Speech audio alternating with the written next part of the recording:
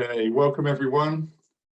We're going to start in just a moment, but you'll be aware we have quite a number signed up to this session, so we're just going to give all attendees just a minute or two to filter in.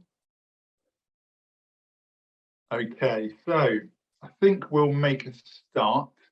And once again, a very warm welcome to our session today on SPECTRA for the identification of uncontrolled asthma in primary care.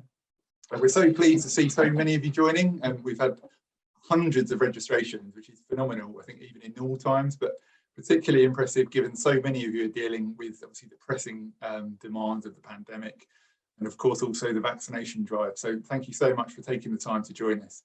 We're really hoping this is going to be time well spent, and that the panel can hopefully inspire and offer some food for thought about where teams might want to focus.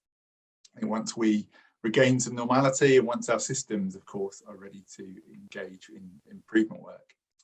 We could just move the slide on, please, Mariana. So importantly, just before we start, there are a few bits of housekeeping. So this session will be recorded for the benefit of those unable to make it. If you do not consent to the recording taking place, I'm going to have to invite you to exit the meeting now, but hopefully that won't apply to many of you.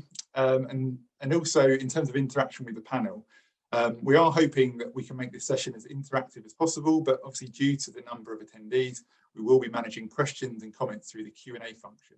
So please do capture your questions and your comments using Q&A, and we will try and bring those back actually in the Q&A session towards the end of the webinar. If we can go on to the next slide, please, Mariana. So I'm joined today by a number of amazing colleagues on the panel. I do hope the audience can take full advantage of their knowledge and skills. So I'm just going to ask each of them to just briefly introduce themselves. So if I can just start with Natasha. Hi, so my name is Natasha Rapani. I'm an asthma doctor. I work in Southampton, and I also have been working with the AAC and Oxford AHSN on this asthma biologics programme. Thanks, Natasha. Over to you, Catherine. Hello, I'm Catherine Prime, also another respiratory consultant who specialises in asthma and complex breathlessness based at Lancashire Teaching Hospitals in Preston, and we've run a project using SPECTRA we're going to talk about today. Catherine. Kavita. I'm founder and managing director of Oberoi Consulting. So Oberoi Consulting have worked alongside the AAC to develop SPECTRA, which has been funded by AstraZeneca. Seema. Hello everyone, welcome to this session. I'm the pharmacy lead for clinical innovation and adoption at Oxford AHSN, supporting the National Asthma Biologics Programme. Thanks, Seema. And finally, my name is James Rose. I'm the head of innovation adoption at the Oxford AHSN, and Oxford AHSN are the lead AHSN for the Asthma Biologics Programme, and I'm the programme lead for that. So just moving on, if we could just go on to the next slide, please, Mariana. We've got a packed agenda today, so in a few moments after I've given a brief overview of the background, Natasha is going to remind us of the importance of early identification of uncontrolled asthma and also the scale of the challenge, and just talk through some of the origins of the SPECTRA tool. We've then got Kavita, who's going to give us a breakdown of the mechanics of SPECTRA, sharing details of the functionality and of course how you can access it. Catherine's going to share with us a short case study of some work that's been carried out in the Northwest. And then I'm hoping to round off presentations just by sharing how your local academic health science networks are supporting the programme and may be able to support you and colleagues take advantage of SPECTRA. So if we just go on to the next slide, please, Mariana. So I guess before we go into SPECTRA, I just wanted to share with you a bit of background to this work. So this is part of the NHS hosted Accelerated Access Collaborative, or the AAC. Some of you may be aware of the AAC already, but for those that aren't, the AAC supports the NHS to adopt clinically and cost-effective innovations more quickly to ensure basically patients get access to the best new treatments and technologies. Now, in terms of a collaborative, it's quite a unique partnership, and it brings together the great and the good across the kind of life science sector, and it involves lots of different stakeholder organisations. And part of the AAC programme is focused on supporting uptake of innovations that, whilst they have kind of nice approval, they have actually seen lower than expected uptake in the NHS in recent years. So at the start of this financial year, 3 new product themes were selected for support, These included lipid lowering therapies for secondary prevention, and also 2 asthma-related innovation themes, one of phenodiagnostics in primary care, and also biologics for the treatment of severe asthma. And the SPECTRA tool, which we're going to be talking about today, has been developed as part of the Asthma Biologics AC programme.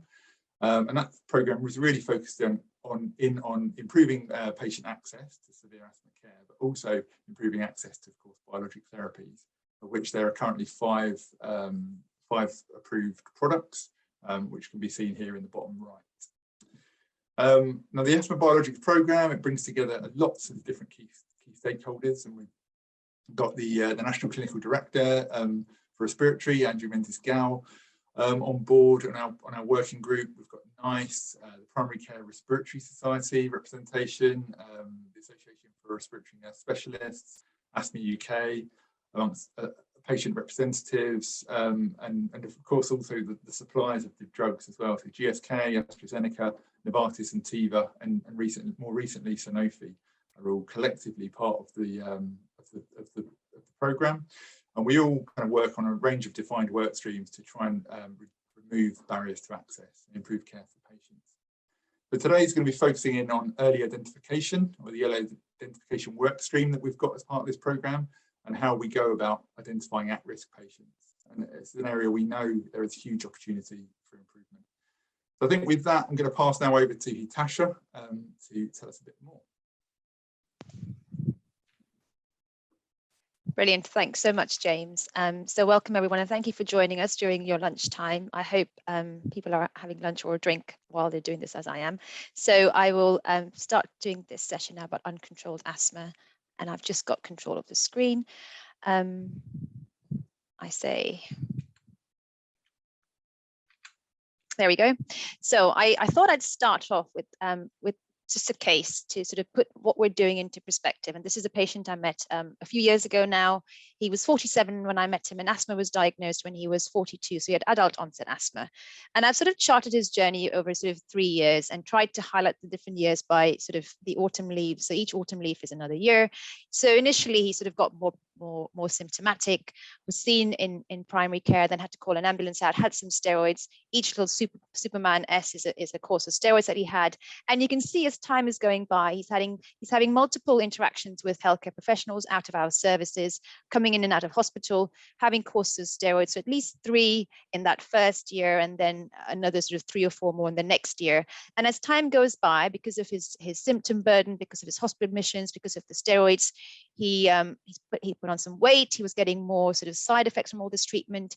He couldn't sleep very well. He used to work as a tree surgeon, as some people do down south, and couldn't go to work. And so really it was really affecting his overall quality of life. And you can see then in the final 3rd year, it really his uncontrolled symptoms really accelerated. He had numerous courses of steroids. He had 2 hospital admissions, and then was reviewed in secondary care, and then referred to severe asthma centre. And then shortly after that was started on a biologic. And this is, I think, quite a typical patient journey. We see many patients like this now, and I'm sure some of you have as well. And really just to highlight that it takes time to identify these patients. And for him, it's taken 3 years from when his symptoms started to become uncontrolled to being referred and then starting on some treatment. So a bit more in terms of so why do we need to identify people earlier? So we know, you can see from that graph over there of England, and it's sort of showing you by region the percentage of patients with asthma that have had 2 or more courses of steroids. And you can see in some regions it's sort of 9–10%, some regions up to 20% of patients. So 1 in 5 of the asthma patients have had 2 or more courses of steroids. Now, why is that bad? I mean, we know steroids are helpful in the acute setting, but we also know they have loads and loads of side effects. And I've just listed some of them here on the sort of the figure on the right, and you can see. And I'm sure you've noticed with patients, they have problems sleeping.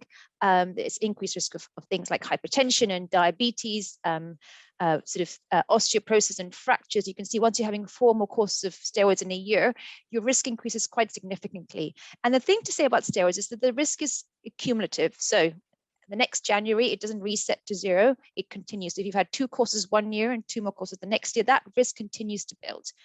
The other thing as well, and this is something that sort of the more you look, the more you find really, is even after a single course of steroids, if someone has an exacerbation, they get a course of steroids, even after a single course, their 30-day risk of things like fractures, VTE, so DVTs and PEs, and severe sepsis is significantly raised. So really we need to do all we can to reduce that risk from the start. And it's sort of getting to patients earlier, getting to them when their symptoms start to get worse, to try and identify them, to optimize their care, and to give them the treatment they need to prevent that exacerbation from happening in the first place.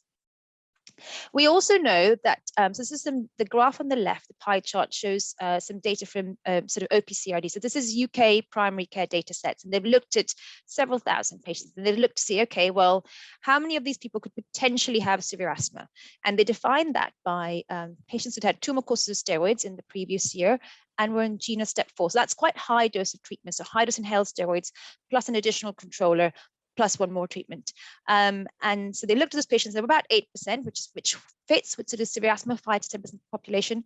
But then when they looked at that group of patients that had potentially severe asthma, they found that almost 3/4 of them, so 72% of them, had not been referred or not known to secondary care or to severe asthma centers. So really, there's a really big unmet need. We need to try and find those sort of 3/4 of patients, 72% of them, to try and optimize their asthma control, make any treatment changes required, and then refer them if they need to be referred.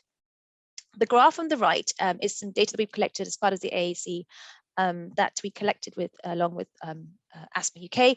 And we did a whole data trawl of patients that were referred to our severe asthma centers, and they were looked at data of about 400 patients. And we looked to see how long they'd been uncontrolled, so had 2 to 3 more exacerbations at least per year before they've been referred or before they've been seen in the severe asthma center. And you can see that by and large, over 1/3 of patients are uncontrolled for more than 3 years before they're seen in a severe asthma center. So again, there is opportunity for us to intervene earlier to reduce those side effects, to reduce the morbidity associated with asthma exacerbations, and improve quality of life. So you might say, oh, some more data we've collected as part of the AAC. We look to see, well, where are patients coming from? Well, we know that patients are being referred to severe asthma centers, and they normally come from places nearby to them. So really, if we find the patients, they're referred. When we looked and spoke to colleagues in primary care, we found that there was a lot of variation in clinicians' awareness of what uncontrolled asthma is. And there's almost a sort of an apprehension of, oh, they've got severe asthma, we don't need to do anything, or we don't know what to do. Now more so than ever, because of COVID, resources really challenging, and we all acknowledge that. And really, there was an acknowledgement that there was a lack of dedicated nursing time for people with uncontrolled asthma. NICE then did a sort of a scoping exercise as well as part of the AAC, and they found that again there was a lack of awareness of severe asthma, how we can manage things, but also there was a concern around referrals, and it was thought that perhaps there was an administrative burden around it, or it was disincentivized to refer. So they were, let's try and do something here. Let's try and find a way to identify patients earlier, but also help with the referral process. So we might ask, well, why should we refer to a severe asthma center? What's the benefits? Well, I work in the severe asthma center, as does Catherine, and perhaps some other colleagues on the call. And really, I think what we do, I spend a lot of time doing, is clarifying the diagnosis. So are there symptoms due to asthma? Because sometimes people have a lot of symptoms and they're not driven by asthma. So we're there to clarify the diagnosis. We have an MDT that can help manage comorbidities. All patients go through a systematic assessment, and then there's access to things like biologics, but also at other advanced therapies and research opportunities. So really, it's a sort of a holistic care, and that patients are sort of literally go see loads of different people and go through a full systematic assessment. Is that helpful? Well, we've asked patients, what do patients want? And you can see on the graph at the top that patients, this is ranking their priorities, and they were asked to rank their priorities out of 6. So 6 is the maximum, not 10 like most things. 6 is the maximum, and by and large, they all said they want to improve their quality of life. And if you think about it, what improves your quality of life? Well, if you can sleep better, if you can go to work, if you can spend time with your family, all of those things improve quality of life. So that means having fewer exacerbations. And then the number 2 thing was they wanted to have reduce the number and severity of their asthma attacks. Again, we come back to exacerbations, and they want to take less steroids. Again, you're back to exacerbations. So we need to try and do, these are what our patients are asking from us. And we have the tools to do it. So we just need to be able to do it earlier and better.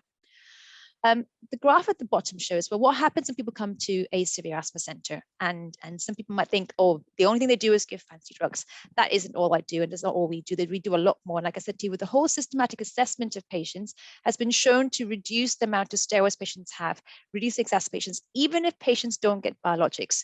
So you can see in the middle graph at the bottom are the patients that was started on a biologic, and that's the reduction in their steroid dosage.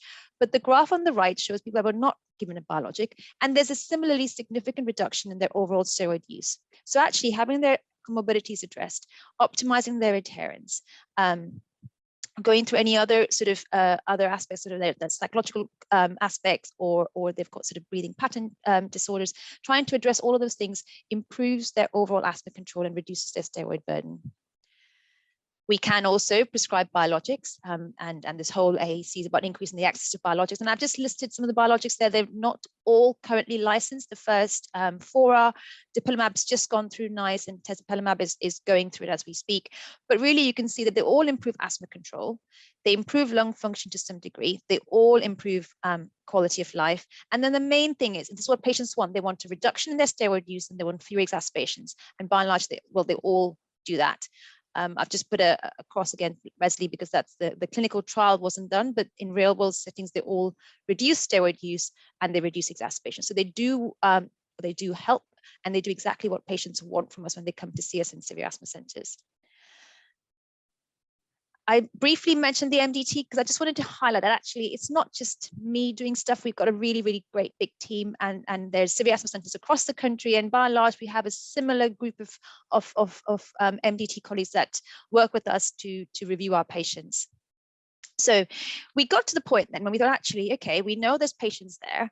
We know that we have the tools that are there that's going to be able to help them in terms of reducing their exacerbations and improving their quality of life. How can we find them earlier? And we decided to develop a proactive search tool, so to proactively look for these patients, because we know that they're there. Sort of, as I said to you, about 70% of them are not referred. And I think we were going through a James Bond moment, so we named it SPECTRA. But jokes aside, SPECTRA does stand for the identification of suspected severe asthma patients in primary care, and it's all held on that website there, which can be, you can then just click on that and download it, and we will come to more details about that in a bit.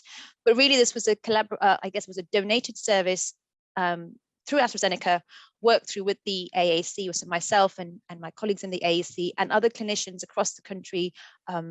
Importantly, we primary care colleagues were quite heavily involved in developing this and trying to put this together. So we what we wanted to do was develop a search tool, like I said, but also there was sort of messages coming through that actually maybe having a standardized referral template would be helpful. And we thought, actually, when we do this, why don't we do them both? Why don't we get a tool, but also create a standardized referral template? The tool, what is it based on? So we went back to exacerbations because patients want to have fewer exacerbations. We know that we can reduce exacerbations, so that the search criteria is based on exactly that. So it identifies patients, and we try and prioritize it, because we know that clinicians, especially in primary care, are challenged by having to do so much more at the moment, especially with COVID and the vaccinations. So you can prioritize. So you can first look at people that are, I guess what we call cohort 1 is so people on high dose inhaled steroids. And then it picks up those that have had a hospital admission, and then 2 or more exacerbations. And then it picks up those that are having lots of sort of SAB or overuse, because we know that the more frequently you use your reliever inhaler, the higher risk of exacerbations. And then it sort of goes on to symptom control. And they'll do exactly the same search with people that are on lower doses of inhaled steroids. The important thing is that there's no duplication. So if a patient is identified, say in A1, so they've had a hospital admission, they won't then also be identified in 1B. They're just in that cohort. And it's done, I guess, automatically. You press a button and it comes up with a list, and it comes up with a list in priority order. So we were then worried that perhaps the lists will be overwhelming. So we ran the search in a sort of, if you think about it, a standard 10,000 population practice. Pick 10,000 because it's an easy number to work with. You can multiply or divide it up and do some math, and even I can do that in my head. But if you had 10,000, a population of 10,000 patients, then you'd have about, if you looked at people that have had serious exacerbations, been to hospital, or 2 or more exacerbations, it'd be 12 patients. And then if you add to 2 more courses of steroids, an additional 10. So really, when we saw these numbers, but actually, yeah, we could, think these are workable numbers. They're not overwhelming. It was what I was worried about. And actually with some additional or the right support and the right, I guess, the education, but sort of the awareness that this is helpful to do, it's an achievable thing. I'll leave that on in case people are looking at the numbers a bit more. So about the tool, and Kavita will say a bit more, but it doesn't need any external software. People say, well, is any data going to leave? No data leaves. You download from the website, you download the search. Once the search is done, you get the data, it doesn't go anywhere else, and you get a list that comes up. And as I said, the list comes up in priority list, so it's actually which is helpful. And you can then rerun the search, and it can go on through people that use Vision, EMIS Web, or System 1.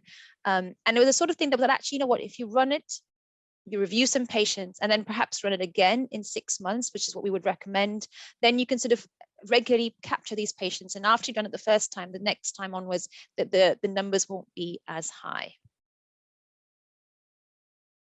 So what do you do once the search is run? Does everyone need referral to a severe asthma center? And the answer to that is no.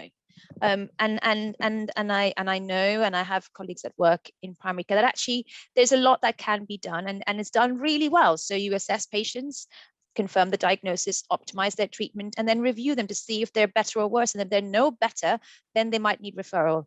I've just listed here, I guess it's the acronym is SIMPLES, because it does come down to simple things we can do. So stopping smoking, so smoking cessation referrals, inhaler technique, which is really, really important, and it's important to review regularly and optimize. We know that after even sort of 3 months, patients almost forget, or it gets worse again. Monitoring them for any changes that you've made. Looking at their treatment, so they might need a little bit of escalation. So if they're just on sort of say BTS step 2, they might need to go to step 3, and also addressing their adherence, looking to see, are they actually taking their treatment? Because many times people have exacerbations because they're not taking their treatment. Looking at their lifestyle, do they need to be encouraged to do more exercise? Looking at, do they understand their asthma? Do they understand that actually when they're well, they take their inhalers as well as when they're unwell, not just when they're unwell, because many patients, even my patients, will just stop it when they feel well, and then they have an exacerbation. So actually giving that education is really helpful, making sure they have a personalized self-management plan, whether that's written or electronic, and then giving them that support, so that structured review regularly, it's also shown to help. So I said again, Simples is a really great algorithm. I quite like it. And those are the things that can be done once we've identified those patients. Yes, I would agree with you that identification relies on coding, but actually once you've got that list, we can do things that can help improve their asthma control. One of the other things that we've developed for the AAC is a lot of educational tools that are going to be coming out over the next few months. So there's going to be some educational modules and webinars, but this was another acronym that we came up with. Well, I say we, it was from Bev, one of our nurse specialists that's on the team. And so HASTE is sort of almost like a checklist that you can go through prior to referral. So check their treatment. Are they on high intensity treatment? Have they been escalated appropriately as per local guidelines prior to referral? So A stands for adherence. Are they taking their treatment? Have they had these exacerbations? So if they have, that's when you need to sort of try and do something. Is their technique good? And have we excluded other things that can be treated on? So if they've got really, really bad reflux, have we made some attempt to treat it? They've got really bad sinonasal disease and they can't breathe through their nose, we give them a nasal steroid. So things like that can be managed before they're referred. And it's a nice quick checklist to go through in your mind, or even use as when reviewing patients. And actually, if all that's been done and they're still symptomatic, then yes, refer them. And I'll just come to the referral form. So the nice exercise that was done, she said that people were concerned about not knowing what to put in a referral form, not knowing when to refer, not knowing what information is required, and really it was felt to be an administrative burden. So we thought, actually, how can we make this easier? So within Spectra, there's a referral template that can be downloaded. And the template is amazing because it extracts all the relevant information automatically. And actually, I think that sometimes when you have that template in front of you, you can almost use it to review patients if you wanted to. It can be edited and saved. It does not leave the practice, so it doesn't go anywhere else. When you download it, you just fill it as a document and it stays there. And actually, you fill out, there's a free text box, which I'll show you, but actually all of the other information is automatically extracted from their electronic records to save time and to reduce that administrative burden. And that's the main thing, it pulls it all through. So what does it pull through? Well, there's a box there to put your free text, because I like to know sometimes, I mean, I get a referral saying, you know what, this lady's asthma's got worse because her husband died last year and now she's alone and now she's exacerbating. And actually having that information is really helpful for me, because we can then explore things that way. But it'll extract all of the relevant demographic information. We've listed some common sort of other diagnoses that we often see, so it'll extract that automatically, and then the rest can go in as well. So your diabetes, any heart disease, this is all automatically extracted. It'll go through their hospital admissions if they've been coded, the number of exacerbations they've had, and if their inhaler technique's been checked. The important thing, which is really, really helpful for us in secondary and tertiary care, is that it'll extract out their prescription data. So it'll look to see how many prescriptions the person has been given for their SABA, but more importantly for their inhaled steroid, and it'll get that information through. So when their referral is made, we have that information comes to us. But also, as someone making that referral, if you look at it, it says actually when you picked up 3 prescriptions of their, for example, their combination inhaler, that in that year, then actually you probably may not need to refer them, because by improving their adherence, their asthma control may improve. So it can also work as a checklist. It pulls through their biometrics. And then we felt that it would be helpful to have sort of an emphasis or try and get some biomarkers through. So what is their eosinophil count? And that's something we always look at. And I spend ages looking at different computer systems and phoning different labs from our regional hospitals to try and get people's results, because it's really helpful to know that. And in primary care, that information will almost always be there. And their highest ever eosinophil count. And I think we have a box for pheno. So if they've had a pheno, then that can also will automatically be able to pull through, including any lung function that is done in primary care. So again, I know you're not doing it as much currently, but we might hopefully go back to time and it'll be done again, or any previous results would be helpful to have as well. So all of that is automatically pulled through. So I guess what I wanted to just summarize by saying is that we wanted to create a sort of a proactive search tool that will help identify patients. We feel that there is stuff that can be done in primary care, so the assessment and management, and then we've worked to try and create a standardized referral template that can auto extract the information that's required for centers. And I'm going to hand over now, and I'm really sorry I might have overrun a little bit. Thank you very much, Natasha. So what I'm going to just take you through is some of the power of SPECTRA in terms of the reporting, and also governance, because we had a lot of questions on governance. So as Natasha said, this all sits on a website, and you can download the searches. So there's no add-on software. Now, when you download the searches, they import into the clinical system, and you can see here a list of all the searches, and there's several searches that sit behind these lists of searches that you can see here. Now, SPECTRA involves no processing of patients' identifiable data.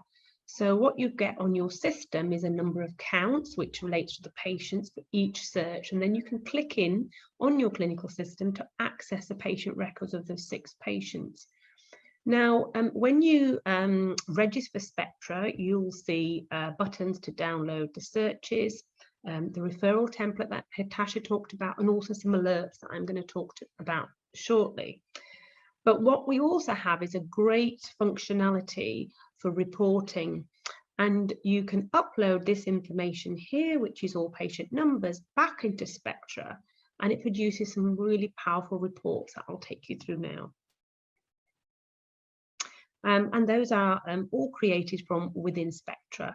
AstraZeneca don't have any access to any individual practice level data. It's all at national level, and any patient numbers between 1 and 7 are suppressed, aligned to NHS digital approach. So in terms of the governance, again, I just wanted to say, in terms of the referral extract template, it sits within the clinical system. Think of it as a mail merge file, like letters sit there, but we've coded it. We've put codes in the background, so when you press the button, all that information is pulled through. And when you send it onto a referral centre, you send that yourselves. So again, just to sort of cover the data element of the referral extract form. So in terms of the reporting, so when you download the searches, you can upload the searches back into SPECTRA, as I discussed, and then there's some really powerful reporting to measure the impact of the review and referral process across your healthcare organisation. So you can do, as we said, at baseline, and then every 6 months you can re-upload the data. And what you'll get in there is some downloadable reports, and they're at practice level. If you are working on SPECTRA across a PCN as a pharmacist or a respiratory nurse, again, you can have PCN level reporting.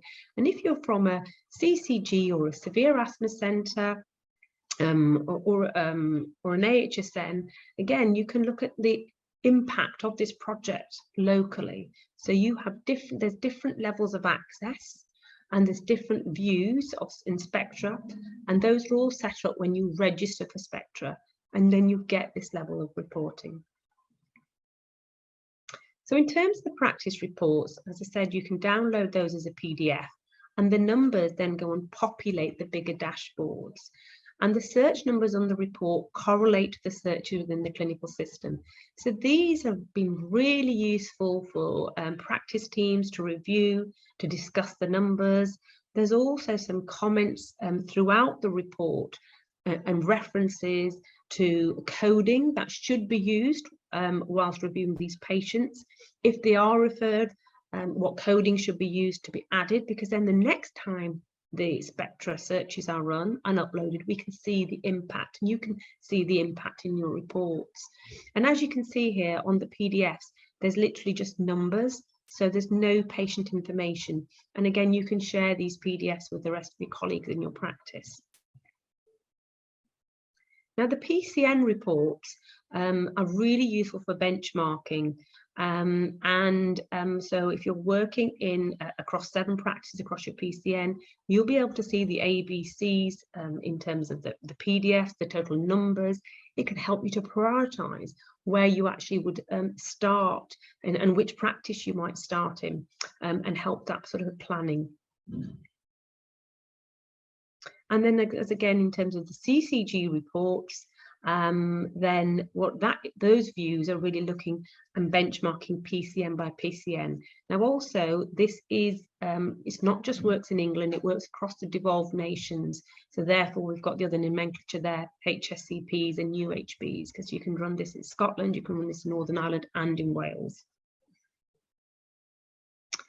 The reports, depending on your view, you will have tables, and they are just clickable. So you can just click, and you can also see when a practice or when you last updated your data, when the initial upload was, and when your latest download was.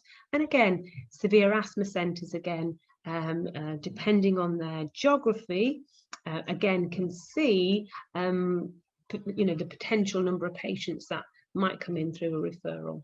So it's really useful at different levels. And what we've also added, so to every view from PCN level upwards, it'll collate the data from the number of participating practices.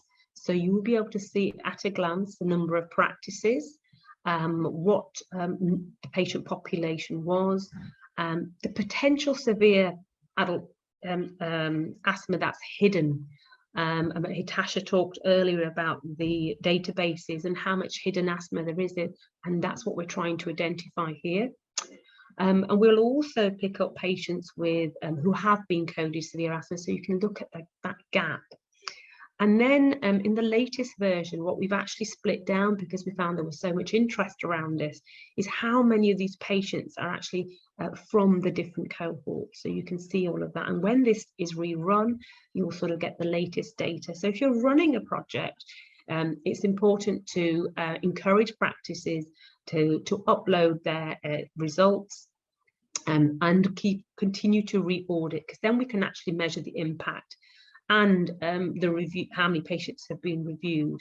And we work quite extensively with James's team at Oxford AHSN to also produce some DPIA templates. And I think James will be signposting you to all those resources for your areas at the end. So the reporting, how can it be used? Well, it's been used in a different number of different ways. So we've had areas who have been able to run SPECTRA and across a number of practices. In some areas, you'll have the ability to be able to run that for your whole CCG, and that gives you an idea about how much capacity and resource is going to be needed, and also again against the different cohorts. So in one area, this has been run across 100 practices, and the local hospital have seen those numbers and now putting a strategy and resourcing together to focus on the 1As, and they're going to sort of help primary care with those. And then it's really useful in terms of live projects. So you can sort of you can track how things are progressing, benchmarking, and it's been really useful in terms of sharing of best practice. And we've got some sort of early case studies in the areas that have used this right sort of from the start. And Catherine's going to be talking about some of the work they did in Preston using SPECTRA. So we talked about the searches, and we talked about the referral extract template. Now the searches is proactively searching for those patients. But what we've also got within SPECTRA is the opportunity to opportunistically pick up patients. So what we've created are some alerts that you can import into your system. Now, along with everything in SPECTRA, if you want to need to import either the alerts, the referral templates, or the searches, there are step-by-step instructions, and you can just use those to move these resources into your clinical system. So we've got alerts for EMIS Web, instruction guides on setting these up in System 1, and through Vision they're deployed through Vision Plus. So what happens if the patient record is opened by a healthcare professional, and you can see here there's an example here on the right hand side, a bit like your QOF alerts. When you click into it, it'll sort of bring up why that patient has come up on the alert, and it's built around the same algorithm as the searches. So this is for the opportunistic capture of these patients. They may be coming in for a diabetes review or something completely unrelated. Okay, so it's really easy to access SPECTRA. You see the link here and you just register. Now it's really important when you register that you think about how you're going to be using SPECTRA from your perspective. So you may be a practice and you just click in, you say you work at a practice, and then your registration will get approved. It's usually within a few hours, no longer than 24 hours, and then you'll be able to access SPECTRA. Now, if you are from a PCN and you're going to be running SPECTRA, but also doing the clinical reviews, you may be a pharmacist or a respiratory nurse, it's important that you actually make sure you put that in the drop down and tell us which PCN you're from. You may be working across 1 or 2 or 3 PCNs, so you just need to free text those into that box. And then on your profile, you'll get all that extra level of reporting. You may be working in a CCG, and again, you would put your CCG details in. And if you're an AHSN or you're working across a number of CCGs, you can put which reports you'd like to view for additional CCGs. So that's the box that's there. And again, if you're a severe asthma centre, you would then again click down, and that would be the drop down that you use, and that's what you would enter. And then you can access those dashboards across your area. Okay, so we do have a support line. So if anybody requires any more information, it's a technical support line. So that's manned between 8:30 to 5:30 Monday to Friday. There's also an email address. And, you know, we've worked with several practices and PCNs and CCGs. You know, at the end of the day, if you have set up your profiling correctly or you wanted to use it for another purpose, it's not a problem. We can support you to update that. Okay, I'm going to pass on to Catherine.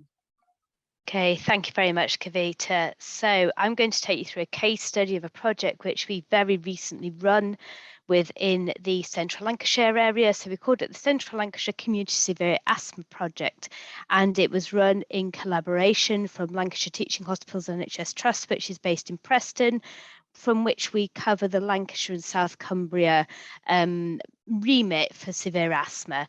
So our overview of this, the aim was to identify potential patients with severe asthma within our community, to see how many of those were taking more than 2 courses of steroids within the last 12 months could we identify, and see if they needed input from the severe asthma perspective. The data which we originally obtained the project proposal on was part of the Access to Biologics initiative, for which we actually ran a separate project in the end. We looked at our data for a very close to us PCM CCG based north of the Preston area, which was in Morecambe Bay, and carrying out a local GP search, we found that we had a total of 23,000 patients with asthma within a population of 350,000, of which 5.5% or 1,278 had received more than 3 courses of oral corticosteroids within the year. Now, we've already done some work within Morecambe Bay with regarding integrated care and coding and diagnosis. So we assume that this was a group which had for which hopefully the coding was more accurate, but however we're quite shocked by the numbers. So therefore we decided to see if we could identify severe asthma more readily within primary care to provide greater referrals and provide more timely access to the severe asthma service. So we ran this within Central Lancashire, which is Chorley and South Ribble CCG and the Greater Preston CCG, and it ran over a 12-week period from the 20th of December 2021 to the 17th of December 2021, and it had to be that period because we needed to finish it before the end of 2021. Next slide, please. So we carried out a series of communication events with the GPs and the leads for respiratory within the area, and all practices within the Greater Preston, Chorley and South Ribble areas were invited to run the SPECTRA tool and submit data. We then invited the cohorts below for assessment. We actually went for the 1B cohort and the 2B cohort because we identified very few patients within the 1A cohort because it was based on coding for exacerbation within general practice. And this was a cohort that we chose for targeting, as this is a cohort who might be eligible for access to biologic medication. So 1B is the adult patients with asthma and high strength inhaled corticosteroid over the last 12 months with greater than 2 issues of corticosteroids. And then we went on to cohort when we'd run out of 1Bs within an area, we'd move on to 2B, where there's an other ICS strengths who require more than 2 courses of corticosteroids within 12 months. They were invited up to a mobile unit, which was provided by AstraZeneca for the period of 12 weeks under a MEGS agreement. And they were assessed by a nurse who had experience both within practice nursing and within severe asthma, who ran a systematic review of their asthma with lung function testing where appropriate. It was where appropriate because a number of patients had exacerbated recently, and so we were unable to do spirometry or pheno.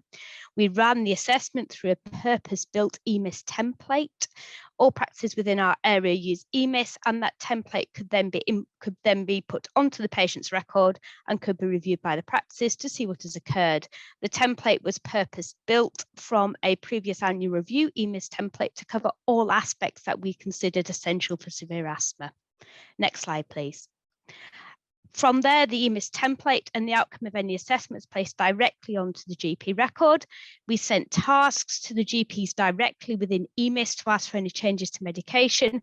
And finally, there was direct referral from the project into the Severe Asthma Centre based at Preston, where indicated, which meant that the GPs did not need to refer them on to us and our service within the severe asthma service. We also held weekly meetings between the nurse carrying out the project and the consultants based within the severe asthma centres for diagnostic support, patient queries, and to troubleshoot as we went along. Next slide, please.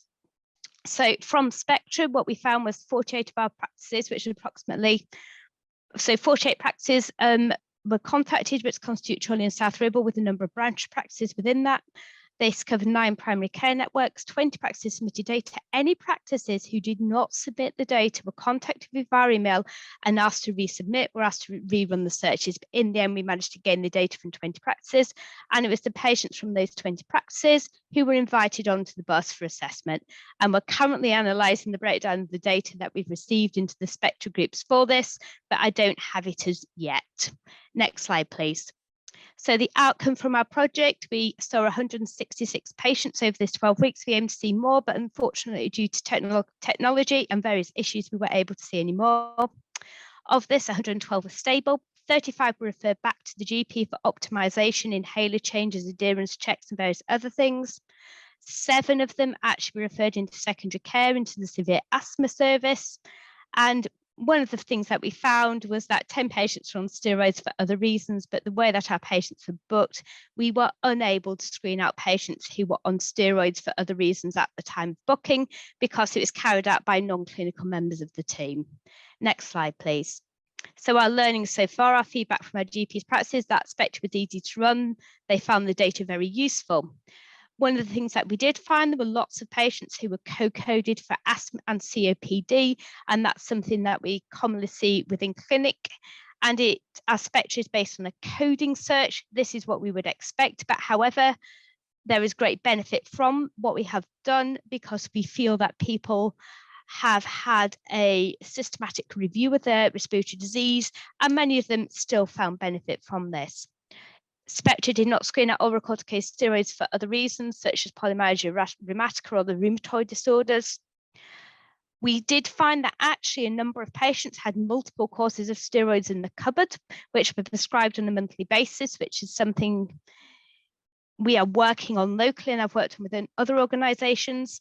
And finally, the other problem that we found is when we invited people up to the bus for assessment, they'd had a recent respiratory tract investigation, and therefore we were not able to carry out the full level of screening that we wanted to do, because we couldn't do spirometry, pheno, or impulse oscillometry in this situation. However, ideally, if we'd known that they had them, we would have re-invited them at a further point.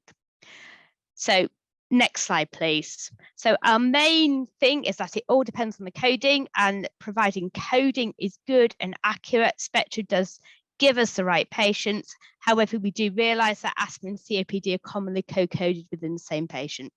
So next slide, please.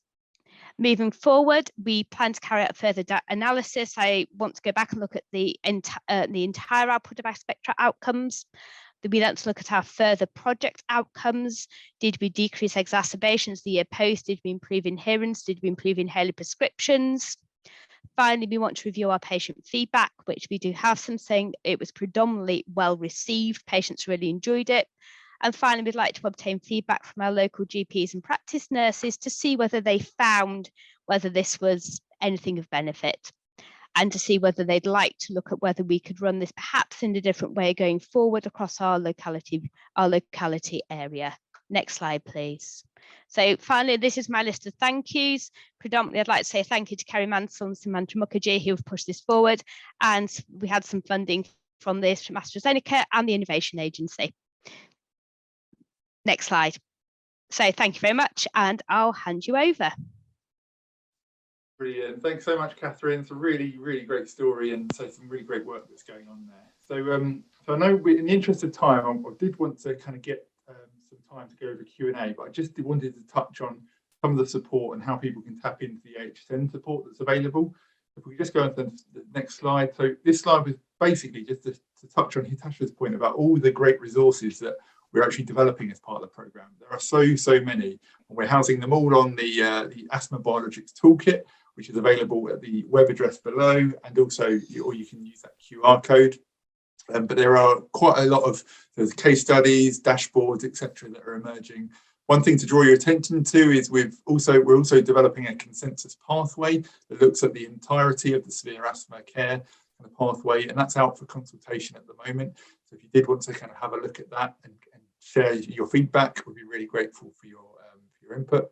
I think the other point to note is all the clinical education resources that are coming out very, very soon as well. So please do, if you haven't checked that toolkit out, please do so. Just move on, please, Mariana. In terms of AHSN network support, there are 15 AHSNs across England. All of them have quite varied portfolios, but because of the kind of overreaching or the overarching reach of the AAC work, we've all got, all 15 AHSNs have an asthma biologics lead and a pheno lead, essentially. So if you are interested in SPECTRA and you are interested in how this kind of links up into wider kind of transformational work around your asthma pathways, do kind of reach out to your AHSN leads, as they might be able to share work that's going on that might support you on that. And here's a list of all the leads. And again, this is available on the toolkit using that QR link attached. And all the slides will be made available after the webinar. Just move on, please, Mariana. So just finally, on the presentation, the call to actions really, there's 3 parts. First of all, please do access SPECTRA resources for your healthcare organisation through registering at the address here. Just to note that registrants, of course, will need to have authorisation on behalf of their healthcare organisation. The second point is, if you are interested in kind of wider kind of transformation work around asthma, please contact your local AHSNs and kind of make contact with them and speak to them about how you can get involved in the initiatives there. And the third thing is around visiting the Asthma Biologics Toolkit to see if there's any other resources that might be useful. Brilliant. Okay, so if we just move on then to the Q&A. So I think we've had quite a few questions, I think, already in the group, and I'm just going to kind of field some of these to various panel members. So Hitasha, I think the first question to you is anonymous attendees ask, in asthma clinics, do you check sputum eosinophil levels or blood eosinophils, as the value of those is being, are they valuable, I guess? So blood eosinophils are amazing. Please check them on all your asthma patients. They would have had bloods at some point. And we know even if they don't have current bloods, even looking back, going back 10 years, have a look. We always look. I'm like a detective. I'll sit there and I'll look at results from other hospitals, look for their eosinophils, and if they're above sort of, for me, sort of 0.3 is an easy number for me to remember. Try and find that. That just helps put that all together. And if they go up and down again, you'll find they might go up when the person has an exacerbation. So always look at blood eosinophils. Sputum eosinophils are done more in the research setting, or if someone's uncontrolled and we don't really know what else might be going on. They're quite resource heavy. We don't do it routinely. I think also you said blood eosinophils might go up in other conditions. Absolutely right. But asthma is a very important condition that they go up in. And so always look at them and go back and look at previous results as well. Very clear. So Seema, there's a question here. Are there any financial or policy levers which will help us drive the adoption of SPECTRA? I feel that's a really important point, actually. You've got a bit of insight into that. Yeah, thanks, James, for that. Yep, there is. There's the Investment and Impact Fund. We've got a backup slide for that. Thought it might come up. The Investment and Impact Fund that supports PCNs deliver high quality care for their populations. And in that Investment and Impact Fund, there's 4 indicators that help to improve respiratory care. 2 came out in October, which are based on environmental sustainability, and 2 further ones will be available from April. And what they will be looking at is the percentage of patients that are regularly prescribed an inhaled corticosteroid. And it will also be looking at the number of patients that are over-reliant on SABA inhalers. So specifically looking at those that are prescribed 6 or more.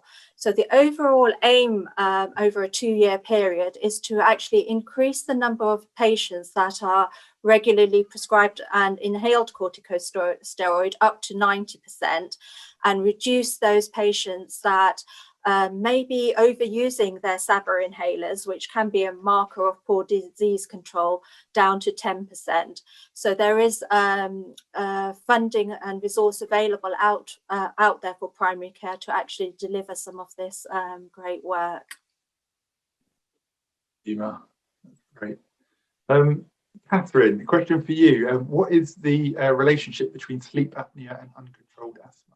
though, I more wanted to emphasise with Natasha's point that it's really important to a systematic review of everything which can contribute to severe asthma. So gastroesophageal reflux, Nadel's disease, obesity, and controlling sleep apnea is a good part of that. So make sure you cover the other factors that we look at with severe asthma, which can make people exacerbate, such as rhinosinusitis and reflux.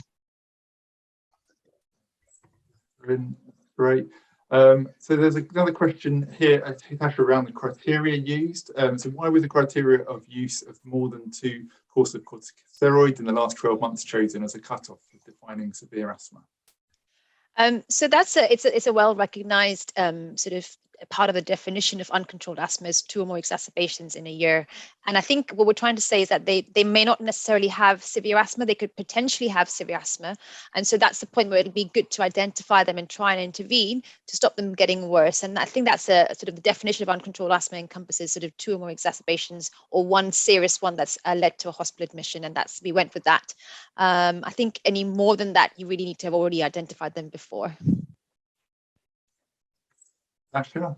Kavita, there's a question from BB. Which website can we get the referral form and template from? James, is somebody able to send that through the chat? So that is the Spectra. So if we pop that in the chat, then you can all register on Spectra. And once you've registered, once that's been approved, then you can download the resources, and that's where the referral extract template is, the searches and the alerts. Yeah, thanks, Kavita. And there's also a question for you around APIs. So are you managing the API with GP socks in-house, or is that being outsourced? So we actually don't need to use the API of the clinical systems, because the searches, you know, Spectra, what's happening in terms of the upload is separate. It's not automatic. So practices have the choice. Some practices may not want to upload their data. They may just want to download the searches. Now, if we make any changes, then we go through a version control, and then that updates the search criteria, that updates the searches, and then with that follows through to the reports. So I'm just going to pick up as a question from Richard Isles about Spectra being obviously a powerful tool, and about future plans to include children and young people. Richard, it's a really good point, and something we're definitely looking into. So our NHS England colleagues are currently having discussions with NHS England children and young people as to whether there might be some support that might be available to kind of create a module that covers obviously paediatrics. We realise it's a really important, I guess a really important addition to the arsenal that everyone's got to work with. So yeah, definitely on the radar. So just moving down, there's a question from Rekha. When searching for all steroid courses, do you get the dates, and do you know if 2 courses occur without a gap of 7 days between them? It is common to get 5 days and then a further course after a few days. Is this counted as 1 course? Don't know if there's anyone that can pick that up. Dates, and do you know? I think we get the dates for the course. I'm pretty sure the dates would come up when you when you look at the referral template has the dates. Does the dates come up in the initial PDF report, Kavita? I can't remember. Yeah, so need to check the criteria of the searches. So each of the drugs, when they're in there, we need to make sure these patients are taking all of these drugs currently. There are date ranges set.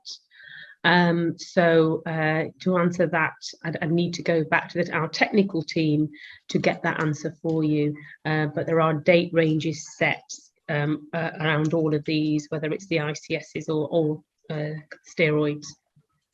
Just to say that actually, building on that question, but also because that's been asked before, and the feedback we've had from Preston, one of the things that is going to be added to Spectra is almost like a telephone triage or a checklist that can be run before patients come in for a review to check exactly that. So to ask the patients or someone to go through that, I don't know, 10 or 20 patients that are highlighted to say, actually, do they all fit the criteria and do they need reviewing? And at that point, it'll be a good time to check things like the dates, because you're right, Rekha, they could have had a course and then 2 days later have another course for the same exacerbation.